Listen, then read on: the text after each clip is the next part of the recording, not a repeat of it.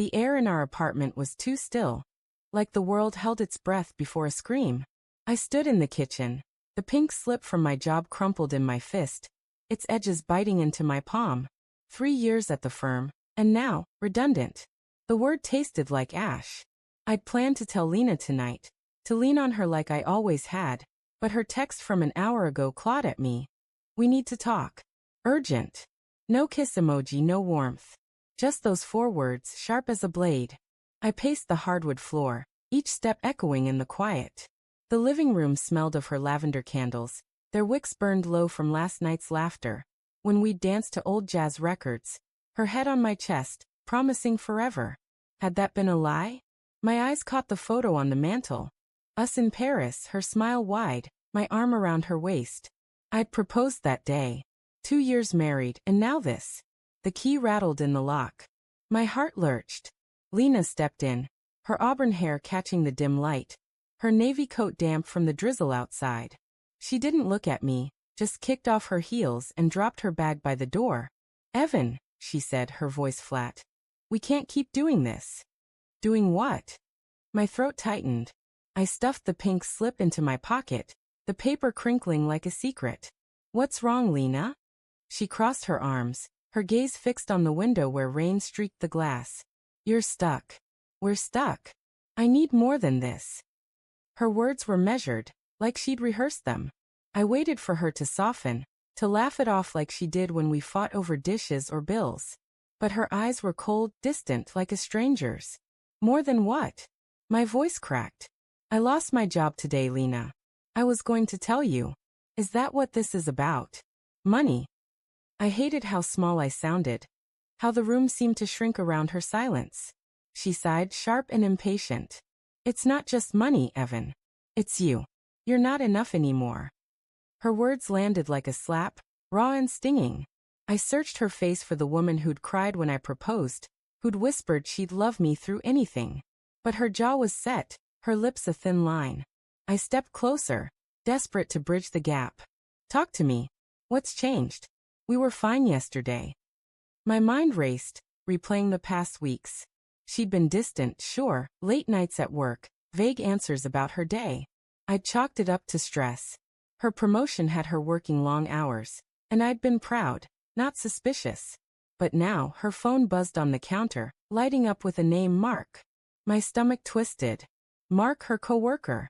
The guy who'd sent her flowers as a joke last month. I'd laughed it off. Had I been blind? "Lena," I said, my voice low. "Who's Mark?" The question hung heavy like smoke. Her eyes flickered, just for a second, but it was enough. Guilt. I knew that look. "He's no one," she said too quickly, reaching for her phone. I grabbed it first, my fingers trembling.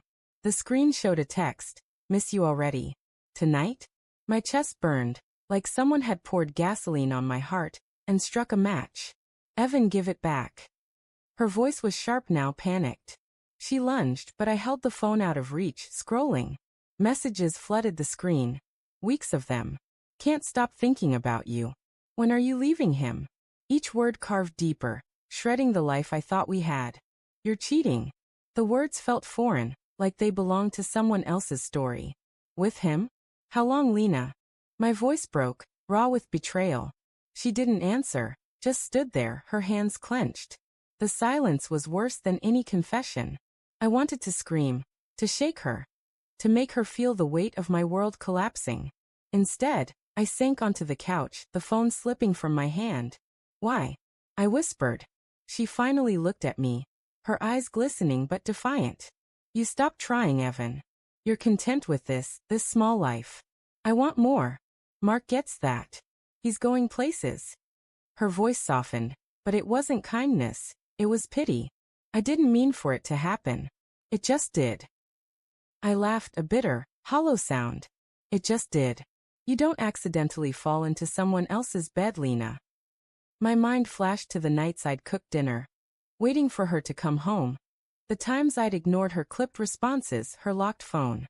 The signs were there, screaming, but I'd drowned them out with trust.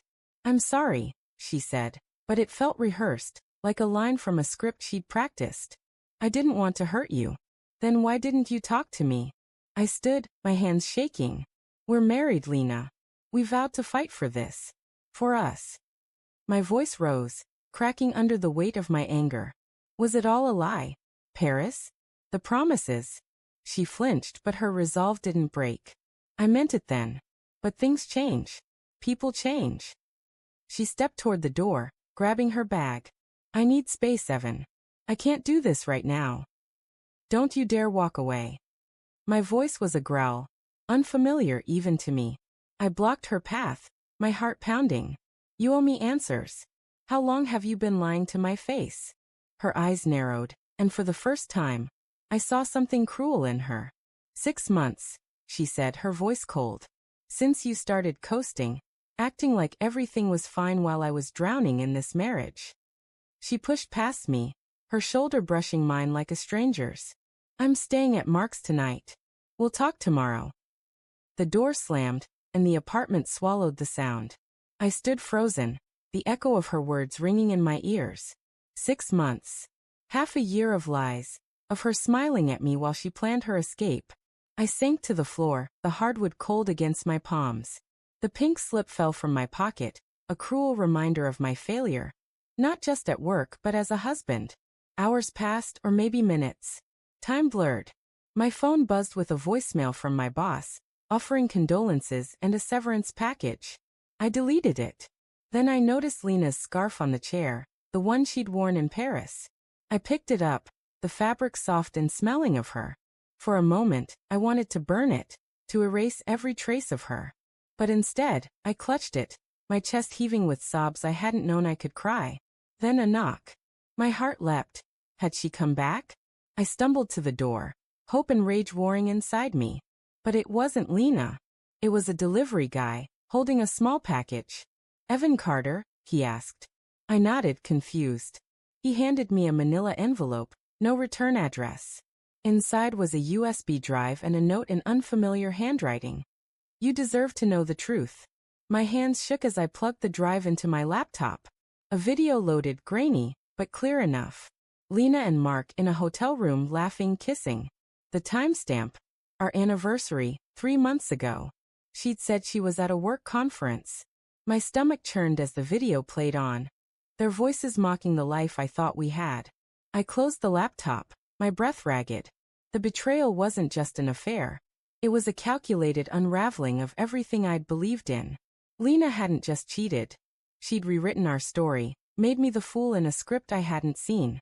But the note burned in my mind. You deserve to know. Someone else knew. Someone wanted me to see this. I stood, the scarf still in my hand, and looked at the photo on the mantel. Her smile mocked me now.